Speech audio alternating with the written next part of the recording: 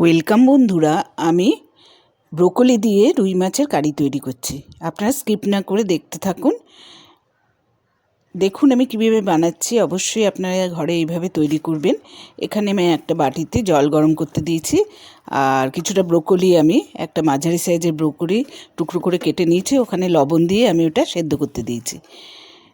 আর কড়াইয়ে আমি সরষের তেল দিলাম। তেলটা গরম হলে 2 পিস আমি রুই মাছ নিয়েছি, ভালো করে ধুয়ে নুন হলুদ মাখিয়ে রেখেছি। ওইগুলো আমি তেলের মধ্যে দিয়ে ভেজে তুলব। আপনারা এভাবে তৈরি করে খেয়ে দেখবেন। আমি যেভাবে বানাচ্ছি অবশ্যই করবেন। প্রথম থেকে শেষ পর্যন্ত দেখতে থাকুন কিভাবে তৈরি করছি। এটা খুবই টেস্টি হয় খেতে, প্রত্যেকেই খুব পছন্দ করে। এবার মাছগুলো ভাজতে দিয়ে দিয়েছি, আর পাশে ব্রোকলিগুলো দিয়ে দিয়েছি। ব্রোকলি ভেজে তুলব, হালকা ভেজে নেব, আর মাছগুলো ভেজে নেব। ব্রোকলির মধ্যে সামান্য লবণ আর হলুদ দিয়ে দিলাম, দিয়ে আমি এগুলো ভেজে নিচ্ছি।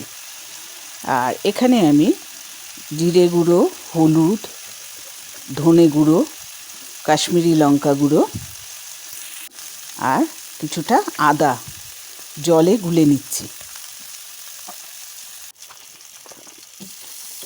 মশলা তৈরি করে নিয়েছি, সব মশলা দিয়ে জলে গুলে নিয়েছি। এবার আমি কড়াইয়ের মধ্যে যে আলু ডুমো ডুমো করে কেটে রেখেছিলাম, আলুগুলো দিয়ে দিয়েছি। আলুগুলো লাল লাল করে ভেজে তুলে নেব। আর মাছগুলো আমার ভাজা হয়ে গেছে, তুলে নিয়েছি। আর ওই কড়াইয়ের এক সাইডে আমি গোটা জিরে আর একটা পেঁয়াজ দিয়ে দিয়েছি, ভাজছি।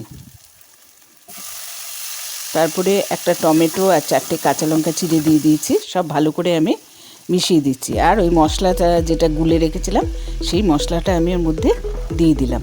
দিয়ে আমি ভালো করে মশলাগুলো সব ভেজে নিচ্ছি, ভাজা ভাজা করে নিচ্ছি। তারপর সামান্য জল দিয়ে ভাজছি যাতে মশলা পুড়ে না যায়। এরপরে মটরশুঁটি দিয়ে দিলাম, দিয়ে আবার আমি সব মিশিয়ে ভাজছি। এবারে আমি আলু আর ব্রোকলিও ওর মধ্যে দিয়ে দিচ্ছি, দিয়ে আমি কষিয়ে কষিয়ে ভালো করে রান্না করছি। সব ভাজা ভাজা করে কষিয়ে রান্না করছি যাতে ব্রোকলির গন্ধটাও চলে যায়। ওই জন্য গন্ধ যাওয়ার জন্য একটু ভাপিয়ে নিয়েছিলাম প্রথমে।